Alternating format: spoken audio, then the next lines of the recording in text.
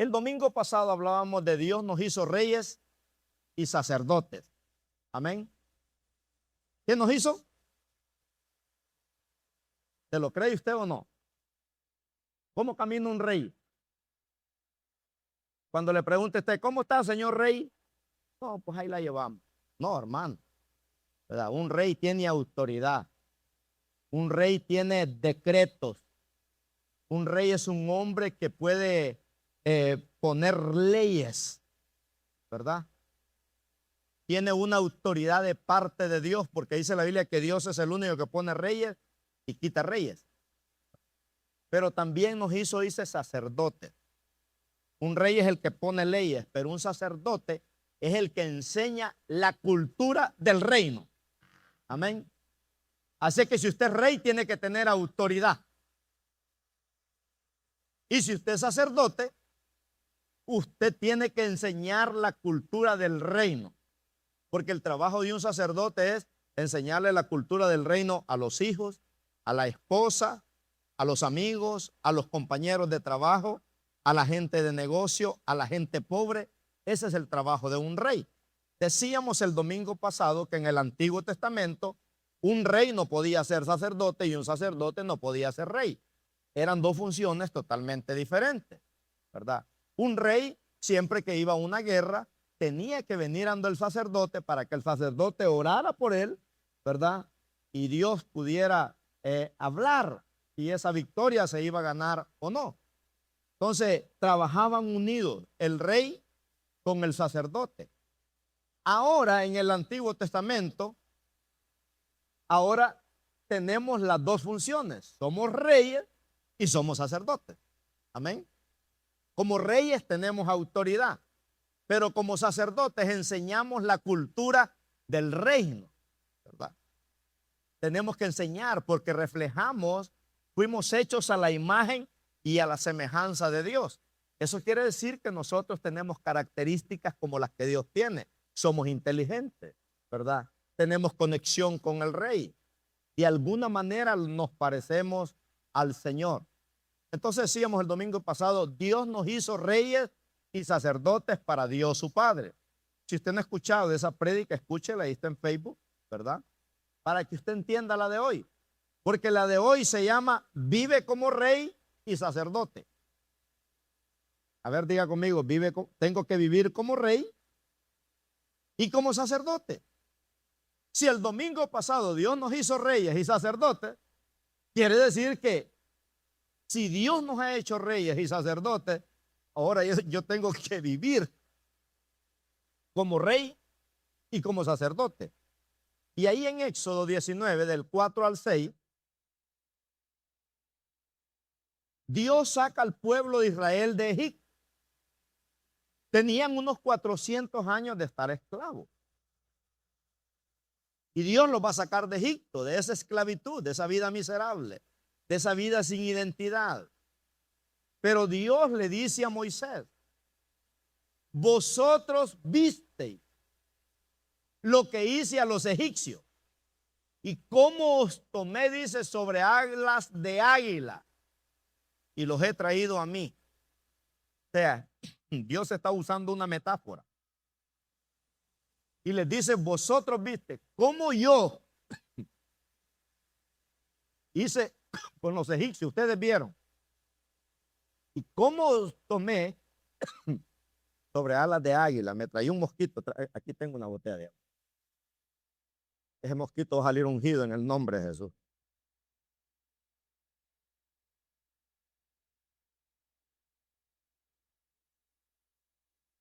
Dice, ¿cómo os tomé sobre alas de águila y os he traído? Dice, a mí. Ok. Verso 5.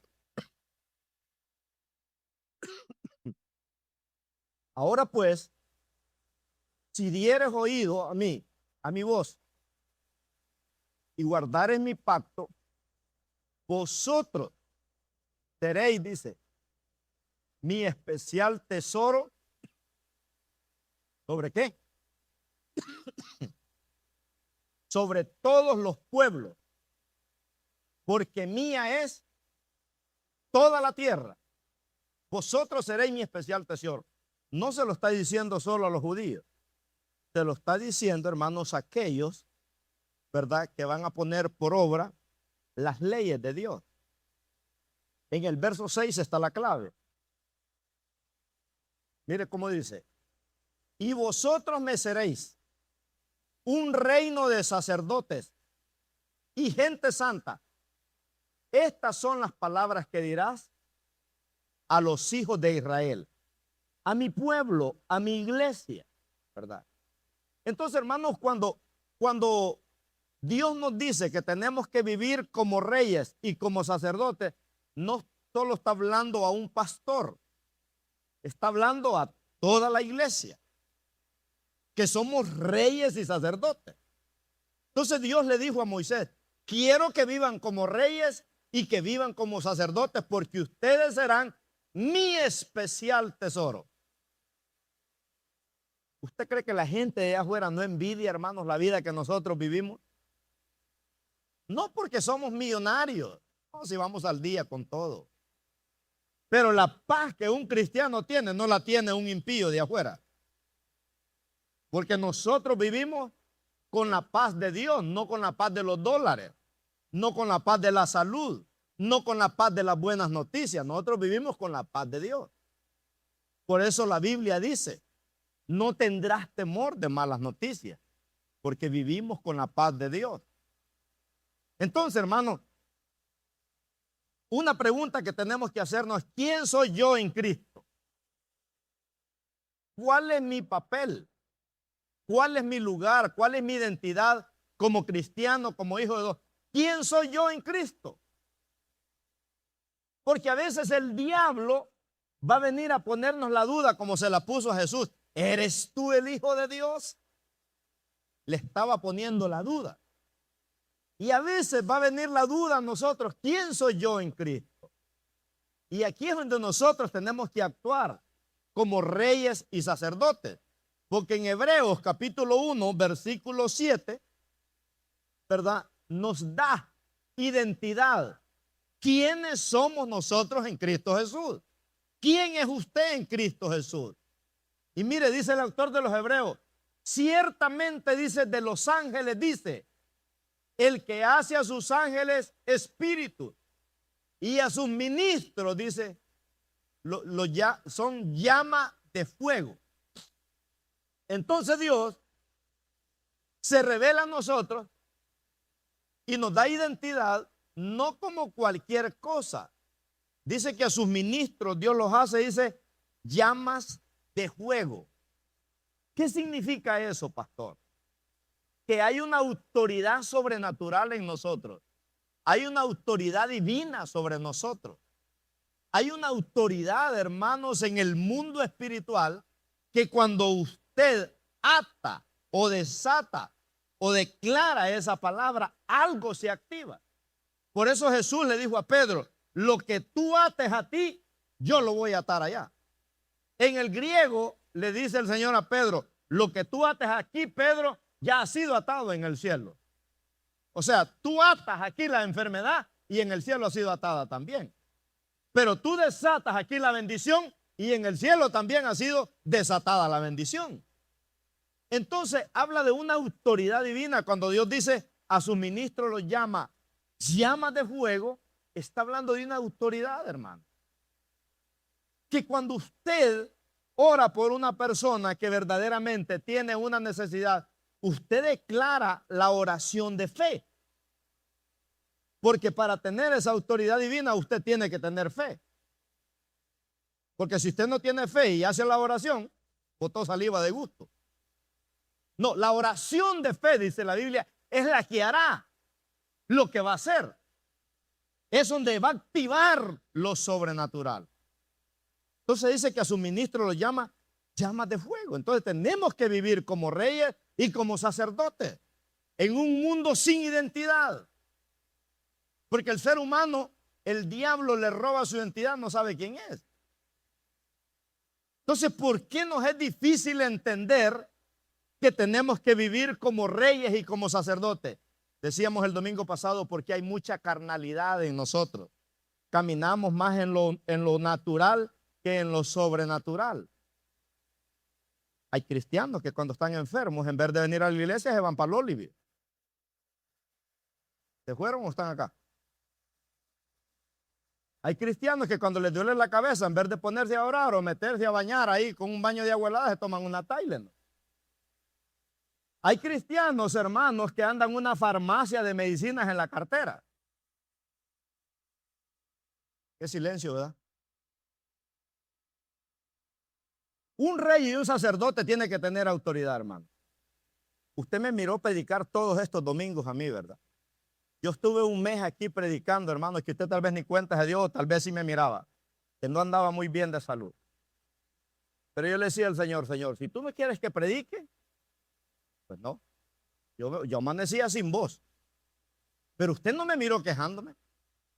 Usted no me miró, espérense, hermano, voy a tomarme una pastilla. ¿Por qué? No, hermano. Mire, yo he aprendido a creerle a Dios. Yo no dependo. Mi cartera puede andar sin ni un peso, pero no significa que ando acabado, porque yo dependo de la fe. Y cuando mi cartera solo anda el ID nada más y otras cosas, ahí yo le digo, Señor, ¿y qué pasó? ¿Quieres que dé lástima o que dé envidia? ¿Haz algo sobrenatural? ¿Lo hace Dios o no? Y lo hace, hermano. Yo lo desafío. Que usted aprenda a vivir como rey y como sacerdote. Por eso dice la Biblia en Juan 1:12, mas a todos los que le recibieron, dice, a los que creen en su nombre, les dio una autoridad, les dio un poder, dice, de ser llamados hijos de Dios. Les dio una autoridad, les dio un poder, les dio una identidad. El presidente Donald Trump tiene un hijo, ¿verdad? Que él se ha de sentir orgulloso por ese jovencito, ¿verdad? Que en su corta edad se ve ya los principios y valores que ese muchacho va a ir teniendo. Y ojalá que le entregue su vida a Cristo para que, ¿verdad?, sea un hombre de mucho bien. Pero imagínense cómo se ha de sentir ese muchacho. Que cuando el presidente muera, imagínense toda la herencia que le va a quedar. Toda la herencia. ¿Cómo se ha de sentir ese joven de ser el hijo del presidente de esta nación? ¿Usted cree que ese muchacho vive como rey y sacerdote? Yo creo que sí. Y nosotros, hermanos, que somos hijos del Rey de Reyes y Señor de Señores, a veces hasta la casa de Dios no queremos venir, hermano. ¿Verdad? No queremos venir a amar y adorar y a disfrutar al Rey de Reyes y Señor de Señores. Y yo digo, wow, ¿cómo nos cuesta creer a veces que somos hijos del Rey de Reyes y Señor de Señores? Que el gran privilegiado, más a todos los que recibieron, dice, a los que creen en su nombre, les dio potestad de ser hechos, no dice sobrinos, no dice nietos, no dice primos lejanos. ¿Qué dice, hermano? Hijos de Dios. Dice que Dios nos dio poder y autoridad para ser hijos de Dios. Que los hijos son herederos y tienen privilegios y tienen herencia y tienen ese poder que el Padre les da. Entonces, ¿cuál es el trabajo de un rey? Gobernar. ¿Cuál es el trabajo de un sacerdote? Enseñar la cultura del reino. Enseñarle a otro la cultura del reino. Porque aunque nosotros vivimos en un planeta Tierra lleno de maldiciones, lleno de escasez y lleno de todo, hermano, pero no estamos atados a una cultura terrenal. Por eso usted ya no es más nicaragüense, no es más mexicano, no es más guatemalteco, no es más ecuatoriano, no es más hondureño, no es más... ¿Qué más? Ayúdeme para mencionar su país. Porque algunos se pueden enojar, ¿verdad? Pero nosotros ya no somos de eso. Nosotros ahora somos de una cultura de reino. ¿Cuánto da un aplauso al Señor por eso? En la cultura del reino todos somos bendecidos, hermano. Entonces yo quiero enseñarle algunas verdades poderosas hoy para que usted aprenda a vivir como rey y como sacerdote. Mire, yo doy gracias a Dios porque a veces cuando yo me meto en un tema de estos y empiezo a escarbar y escarbar y escarbar, hermanos, encuentro tanta riqueza que el otro domingo voy a seguir con este tema, ¿verdad? Que somos reyes y sacerdotes según el orden de Melquisedec. Y le voy a hablar de ese personaje el otro domingo, ¿verdad? Entonces, número 1, ahí en su papelito que se le dio a usted dice, solo viviendo como reyes y sacerdotes podemos gobernar, póngale ahí nuestra carne. Amén, hermanos. Solo viviendo como rey y sacerdote podemos gobernar esta carne. Y hay que traerla del pelo el día domingo para buscar de Dios. Que hay que agarrarla del pelo a veces, hermanos, para que lea la Biblia. Que hay que agarrarla del pelo a veces para que ore. Que hay que agarrarla del pelo a veces para declarar la cultura del reino. Entonces, solo viviendo como reyes y sacerdotes podemos gobernar nuestra carne. El apóstol Pablo dice, aunque andamos en la carne, pero no somos gobernados en la carne. Porque las armas de nuestra milicia, dice, no son carnales, sino poderosas en Dios para destrucción, dice, de fortaleza. Para destrucción de fortaleza. O sea, hermanos, que cuando yo camino como rey y como sacerdote, la cerveza no me va a dominar, la pornografía no me va a dominar, la droga no me va a dominar, el chisme, la crítica no me va a gobernar, las malas noticias no me van a gobernar, un mal comentario no me va a gobernar, porque yo soy un rey y soy un sacerdote. Soy hijo de Dios. Y un rey y un sacerdote tienen autoridad. Entonces tenemos poder para gobernar nuestra carne. No podemos gobernar nada en el reino si no aprendemos a gobernar nuestra carne. No podemos. No podemos gobernar nada en el reino si no aprendemos a gobernar nuestra carne, hermano. Mire, si a usted lo domina la Coca-Cola o a usted lo domina una hamburguesa de 4x4 a las 12 de la noche y usted no aprende a tener dominio propio, usted todavía no puede gobernar en el reino de Dios. Mi cuerpo no me manda a mí, yo lo mando a él. Yo decido cuando mi cuerpo quiere comer y cuando no quiere comer. Tremendo. Decía el pastor Walter, gran amigo mío, decía, ¿cómo criticamos a una persona que está fumando marihuana, pero no criticamos a uno que está comiendo una pizza de esas? ¿Cómo se llaman esas? Y así es el ojo, dice mi hijo, dice mi nieto. ¿Verdad? Que no tiene dominio propio. Entonces, cuando usted vive como un rey y sacerdote, usted vive como rey y sacerdote.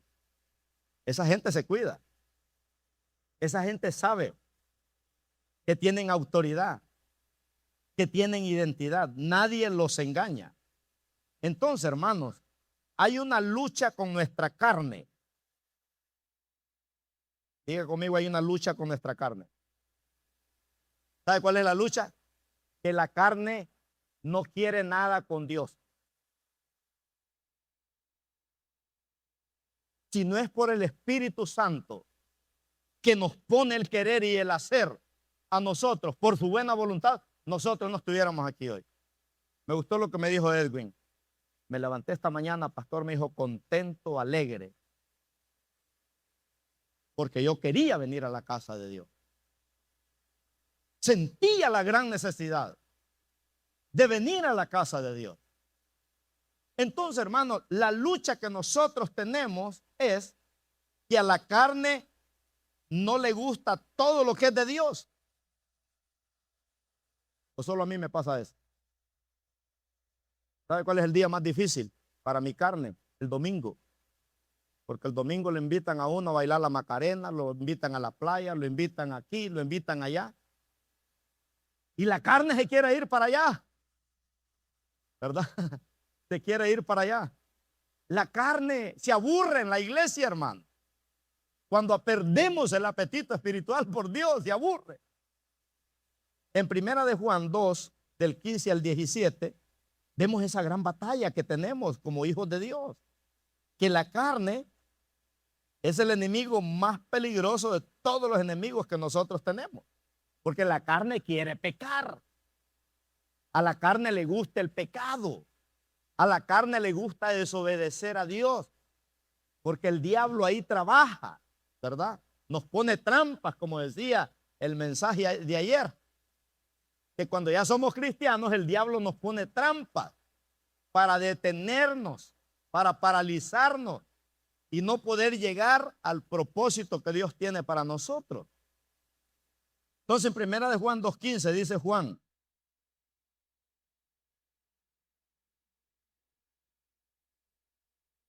dice, no améis ¿a quién? Al mundo. ¿Qué significa el mundo ahí? El sistema. El sistema de este mundo, hermano, es carnal. Todo lo que es mundo es carnal. Los entretenimientos son carnales, la cultura es carnal, todo es carnal. Vivimos en un sistema caído. Miren, nosotros, la hermana Marlene fue un montón de veces a pedir permiso ahí al parque para celebrar el Día del Niño ayer ahí. Y al final no nos salieron dando permiso. Le aseguro que si hubiera sido para bailar la charanga con una vez, dice, vénganse, agárrenselo todo. Pero es que hay una batalla, hermano. No améis al mundo, dice el apóstol Juan, ni las cosas que están en el mundo.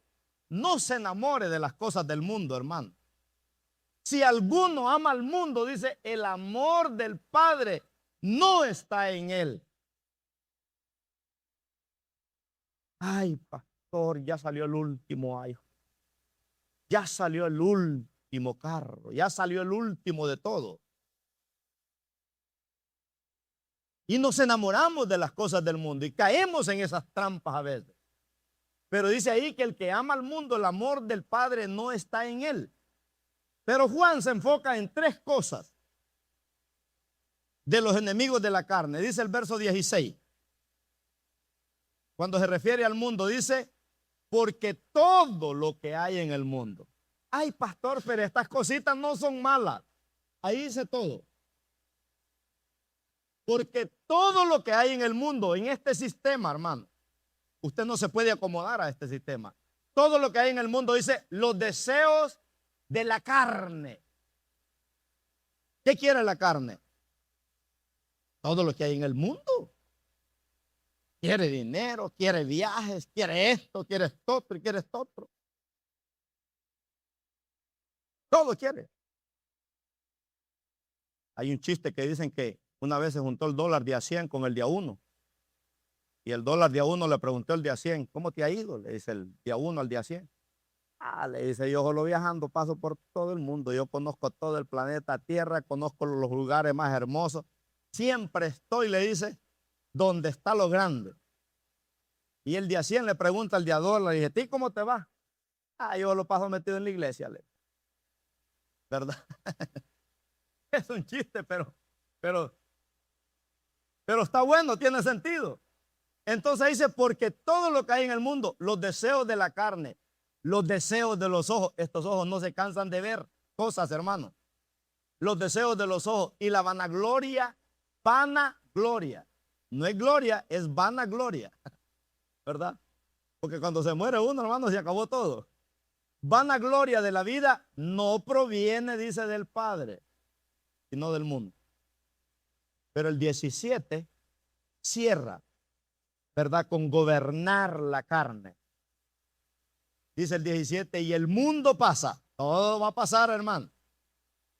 Ustedes ven todo esto lindo, dijo el Señor Jesús, no quedará piedra sobre ellos. El mundo pasa y sus deseos. Pero, ahí hay un pero bueno, el que hace la voluntad de Dios, ¿qué va a pasar? Va a vivir como rey y como sacerdote. ¿Cuánto dan gloria a Dios por eso? va a vivir como rey y como sacerdote. Qué tremendo. O sea que el final de este mundo, hermanos, ¿sabe cuál es el final de este mundo? Que va a arder en fuego. Ese va a ser el final de este mundo. Por eso uno no se puede enamorar de lo terrenal, porque nosotros somos peregrinos, vamos de pasada. En 2 de Pedro 3:7 habla cuál va a ser el final de este mundo, cómo va a terminar. La gente que tiene tesoros, riquezas en este planeta Tierra. Dice ahí, pero los cielos y la tierra que existen ahora están reservados por la misma palabra, guardados para el fuego en el día del juicio y de la perdición de los hombres, dice impíos. O sea, los que no quisieron nada con Dios. Este cielo, dice la Biblia, se va a enrollar como un pergamino. Y todo va a ser quemado con fuego. Por eso Juan habla de un cielo nuevo y una tierra nueva. Y ahí en el verso 11, ahí mismo, Pedro nos explica, ¿verdad?, cómo es el final de este mundo. Dice, puesto que todas estas cosas han de ser desechas, ¿cómo no debéis vosotros andar en santa y piadosa manera, dice, de vivir? Mire qué maravilloso, ¿verdad? Entonces, hermanos, tenemos que aprender a vivir como reyes y sacerdotes para poder gobernar nuestra carne. Segundo punto que aprendemos aquí es, reyes y sacerdotes podemos gobernar nuestra alma. Ya no es carne, es alma. En la carne trabaja el enemigo, pero en el alma están los pensamientos, están las emociones, están los sentimientos, ¿verdad? Está el intelecto. Tenemos una alma que no ha sido regenerada completamente. Es una alma que está en un proceso, por eso es que no somos perfectos. Pero cuando vivimos como reyes y sacerdotes podemos gobernar nuestra alma. Todos los días somos bombardeados, hermanos, por miles de pensamientos. Todos los días. La Biblia dice en Proverbios 19:21, dice que muchos pensamientos pasan por el corazón del hombre, pero el pensamiento de Jehová, dice, es el que persevera. Así que son miles de pensamientos que pasan por la mente del ser humano, pero el consejo de Jehová, dice, es el que permanece. Mire qué bonito, ¿verdad? Ahí en los pensamientos es donde se pelean las grandes batallas. Por eso, la clave para gobernar nuestra alma, que cuando usted venga un pensamiento negativo a su vida, dice la Biblia que hay que traerlo cautivo pronto, dice, a la obediencia de Cristo, ¿verdad? Entonces, cuando viene un pensamiento, cuando usted amanece, hermanos, que no quiere ver a nadie, como cuando la mujer se enoja, ¿verdad? Uno le pregunta, ¿está enojada? ¡No! ¡Quítate de aquí! Enojada. Entonces hay que orar, ¿verdad? Hay que orar. Ahí es donde se pelean las grandes batallas en la mente. La clave para gobernar nuestra mente está en 1 Corintios 2:16. Y esto es para jóvenes, solteros, casados, adultos y ancianos, ¿verdad? ¿Cuál es la clave? Dice el apóstol, porque ¿quién conoció la mente del Señor? Hace una pregunta. Y luego él contesta, dice, ¿quién le instruirá? Mas nosotros tenemos, ¿qué cosa? La mente de Cristo. O no es que yo soy colérico, pastor, por eso es que soy aquí, así. No, eso colérico arréglelo con la mente de Cristo. Es que yo soy melancólico, pastor, por eso es que me quiero colgar a veces. Reprenda esos melancólicos. Por eso la psicología no funciona con los hijos de Dios. Aquí no se trata si usted es sanguíneo, colérico, melancólico y flemático. Aquí se trata de que usted tenga la mente de Cristo. No funciona la psicología con los hijos de Dios. Porque el que camina como rey y sacerdote camina en el fruto del Espíritu Santo.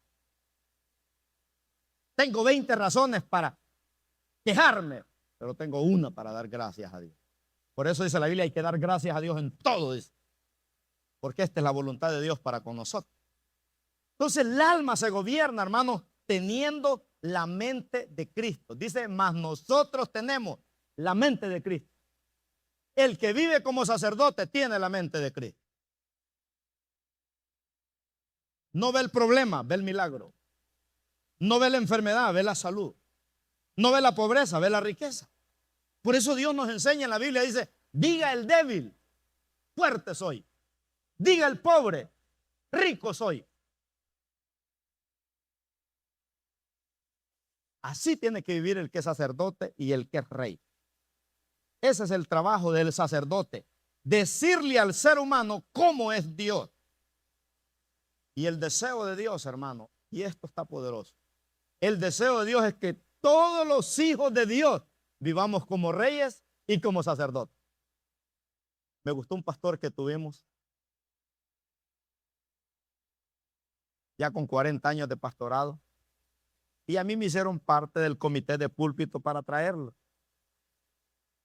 Y cuando le preguntamos cuánto quería ganar, dijo el pastor, miren, dijo, les voy a decir algo. Si ustedes comen frijoles, dijo, yo como frijoles. Pero si comen pollito, ustedes no me den frijoles a mí, dijo. Y con eso tuvimos que actuar con la mente de Cristo. Dijo, esa no es decisión mía. Porque, hermano, el deseo de Dios es que todos vivamos como reyes y sacerdotes. ¿O no? Porque algunos, ay, Señor, regálame un carrito aunque sea chorreando aceite, Padre, porque no tengo para uno nuevo. No, usted no vive como sacerdote, hermano.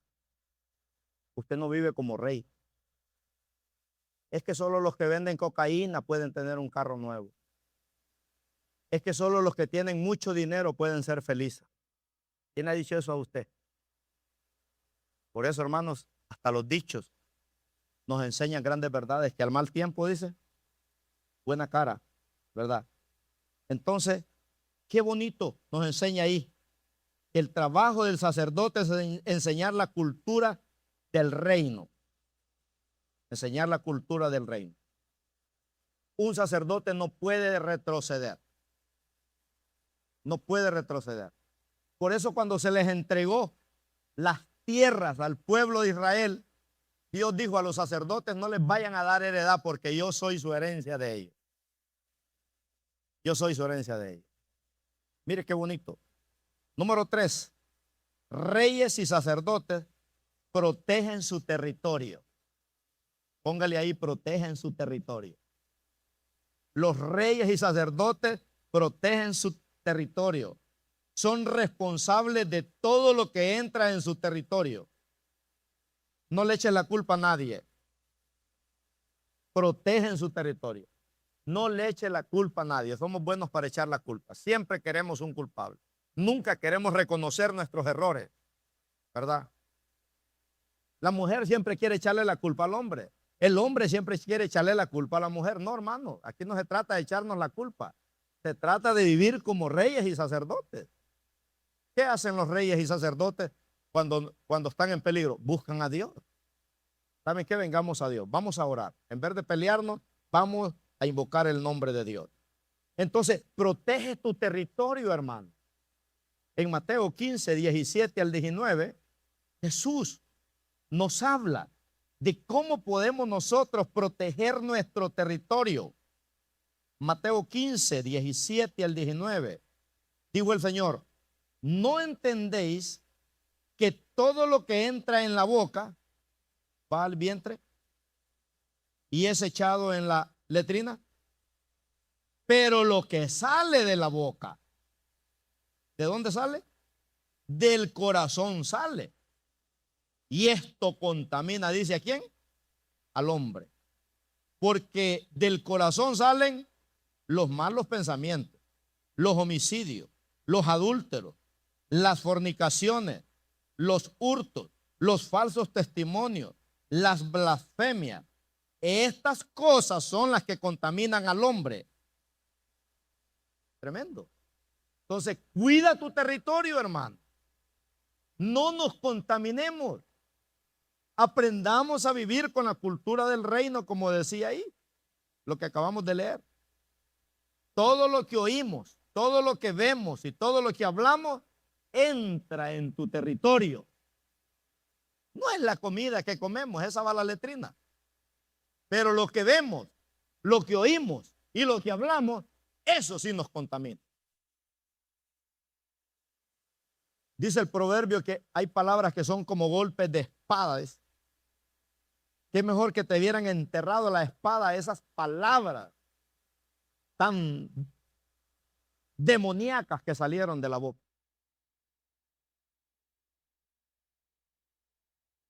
Hay mujeres que le han dicho al hombre, prefiere, ojalá y te mueras. Y cuando se muere, hermano, ¿por qué te fuiste, Pancho? ¿Y ahora quién me va a mantener? ¿Y ahora quién me va a pagar la renta? Y ahora estoy sola. Pero cuando lo tenía el pobre ahí, ni bola le paraba. No le hacía caso. No lo valoraba. No sirves para nada.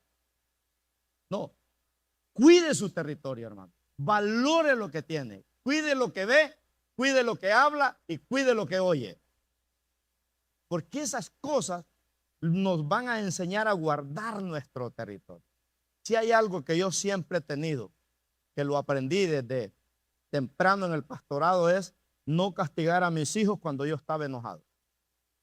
Y mi esposa lo sabe, cuando yo me enojo yo no hablo palabras, porque sé que mis palabras, ¿verdad?, pueden ser usadas para destruir a mi familia o para destruirme a mí mismo.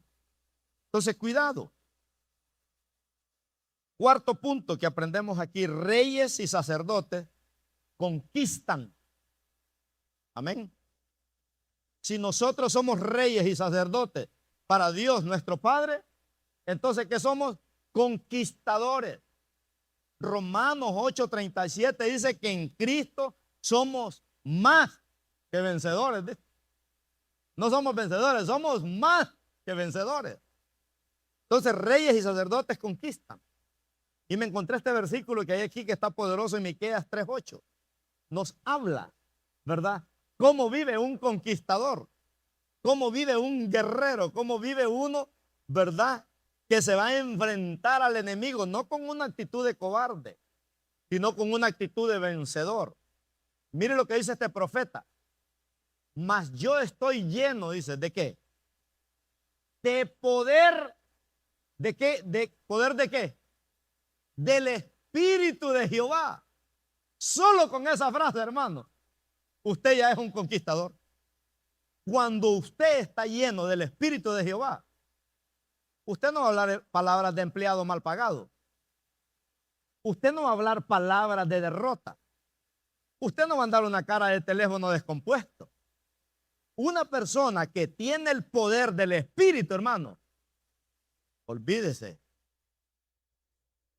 lo desafía uno a vivir en victoria. Lo desafía uno, hermanos, a amar a Dios, a servir a Dios. Mire, si hay algo que a mí me fortalece es ver a aquellos hermanos que están conmigo siempre. Y aquellas hermanas. Yo a mi hija le digo, descansa. Esa chica trabaja tanto para el Señor, hermano. Yo miraba a Dulce esta semana, de lunes a viernes, todo el día, haciendo todos esos adornos que usted miró aquí. Y otras hermanas más. Todos esos rótulos, casi ella los hizo con mi hija Damaris. Yo decía, Padre, bendícelo. Gracias, Señor.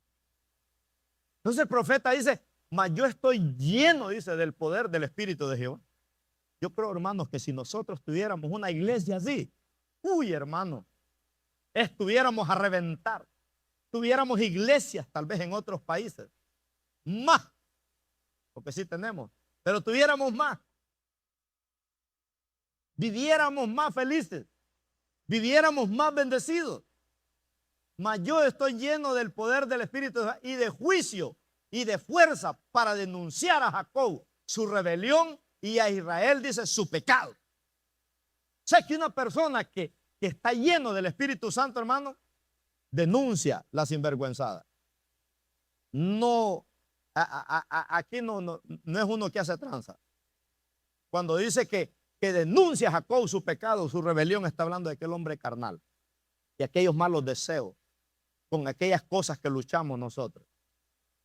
Entonces, el que vive como rey y sacerdote vive como un conquistador. ¿Cuál es la clave? Dice ahí, ser lleno del Espíritu Santo.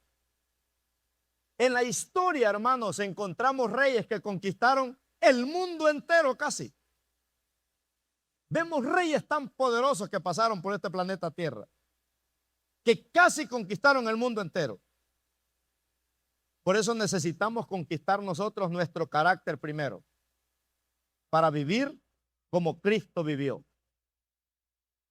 Lo primero que necesitamos conquistar es nuestro carácter.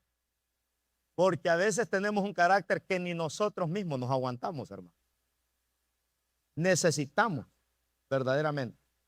Tenemos que tener mentalidad de conquistador.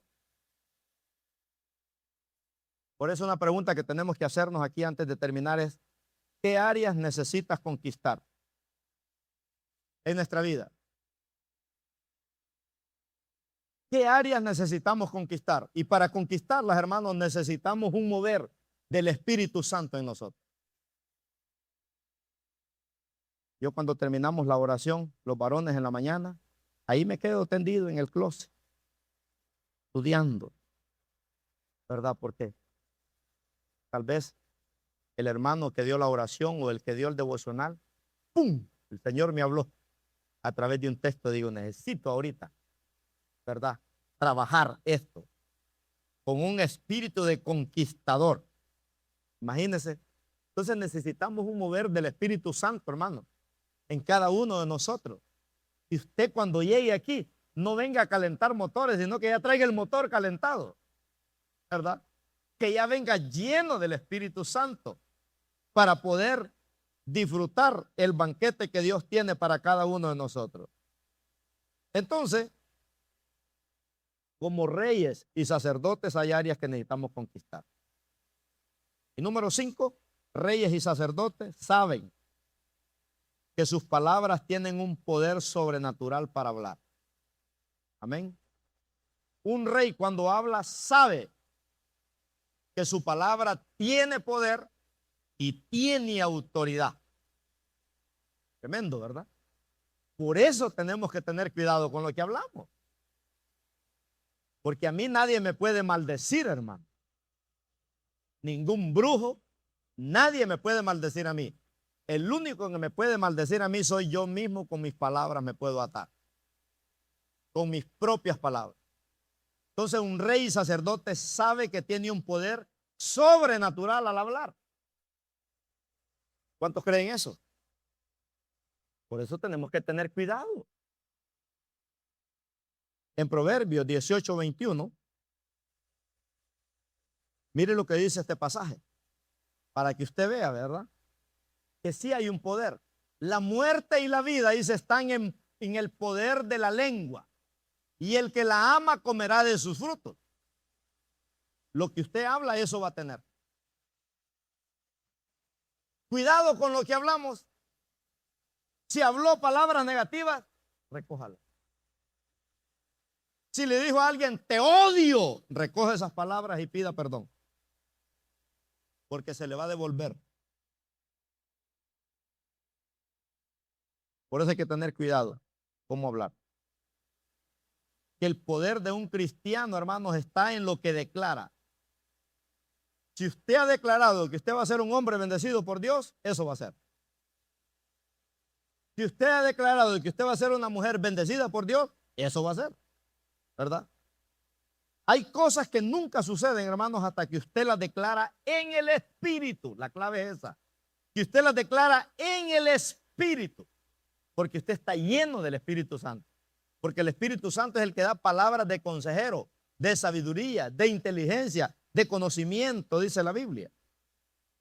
Entonces la iglesia debe de entender esto, que hay cosas que nunca pasarán si usted nunca las declara en el Espíritu. Por eso hay que buscar de Dios. Por eso hay que empaparnos de Dios.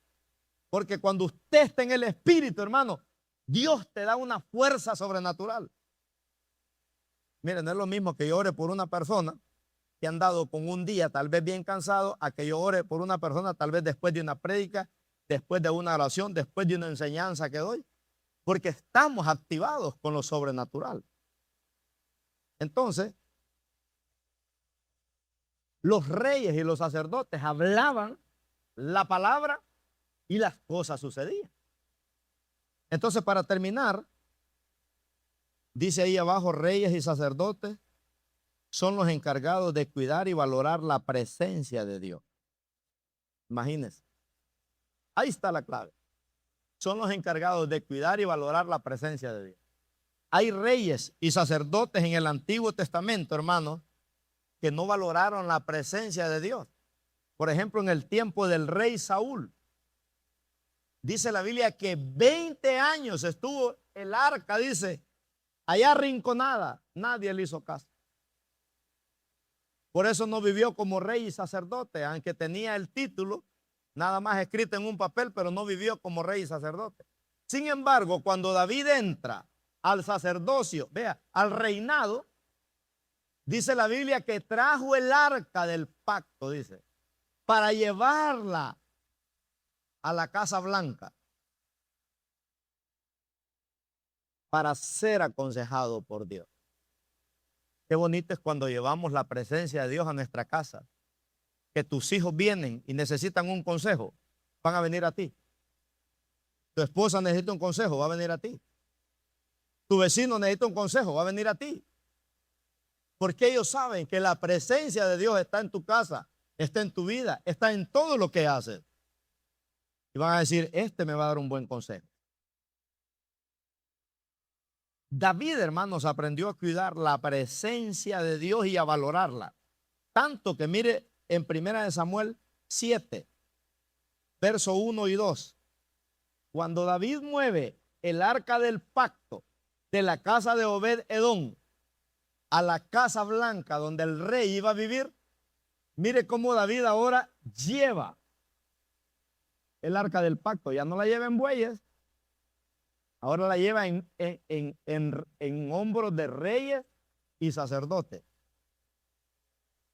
Y dice ahí, vinieron los de Kiriat Jearim y llevaron el arca de Jehová y la pusieron en casa de Abinadab, situada en el collado, y santificaron a Eleazar, su hijo, para que guardase el arca de Jehová. Pero mira el verso 2. Desde el día que llegó el arca a Kiriat Jearim, pasaron muchos días, 20 años, y toda la casa de Israel, dice, lamentaba en pos de Jehová. Lamentaba en pos de Jehová. Pero yo quiero enseñarle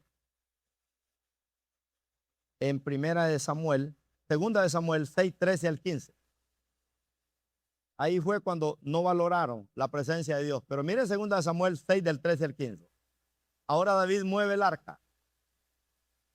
Y cuando los que llevaban el arca de Dios habían andado, habían andado 6 pasos, él sacrificó un buey y un carnero engordado. Y David danzaba con toda su fuerza delante de Jehová, y estaba David vestido con un efod de lino. Y mire el 15. Así David y toda la casa de Israel conducían el arca de Jehová con júbilo y sonido de trompeta. Lo que me llama la atención es que dice que cuando David mueve el arca del pacto de la casa de Obed-Edom hasta la Casa Blanca, dice que contaban 1, 2, 3, 4, 5, 6. ¡Pum! Mataban un animal. Otros 6 pasos hasta que llegaron a la Casa Blanca. ¡Qué tremendo, hermano! Entonces, ¿qué significa eso? Que David cuidaba y guardaba la presencia de Dios. Esto es precioso, ¿verdad? Porque como hijos de Dios, nosotros tenemos que aprender este principio tan poderoso aquí que Dios nos da, ¿verdad? Entonces, vemos que David cuidó la presencia de Dios. Moisés cuidó su reinado y cuidó, dice la Biblia, su sacerdocio. Imagínense. Y aquí en Apocalipsis terminamos con la recompensa que reciben los reyes y los sacerdotes, los que viven como rey y sacerdote. Apocalipsis 3, 21 y 22. Aquí nos despide esta enseñanza. Dice, al que venciere, le daré que se siente conmigo en mi trono, así como yo he vencido y me he sentado con mi Padre, dice, en su trono. Verso 22. El que tiene oído, oiga lo que el Espíritu dice a las iglesias.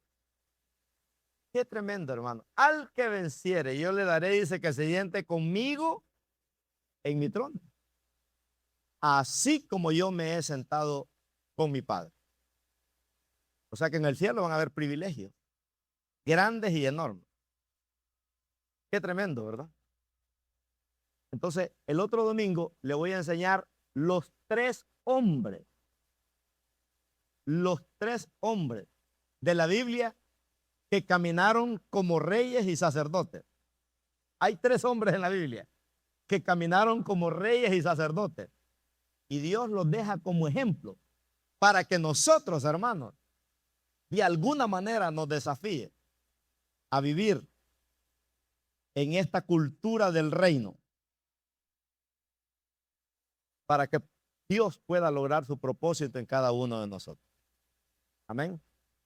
Así que váyase para su casa, pero tomando en cuenta esto, que si solo vivo como rey y no vivo como sacerdote, ahí hay un gran decline. Porque si solo vivo como rey, voy a violar la autoridad que Dios me ha dado. David vivió como rey, pero también como sacerdote.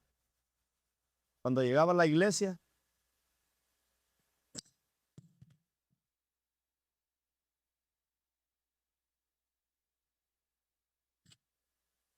y se ponía la túnica de sacerdote, porque ahí ya no era rey, en la presencia del Señor ya no era rey, era sacerdote.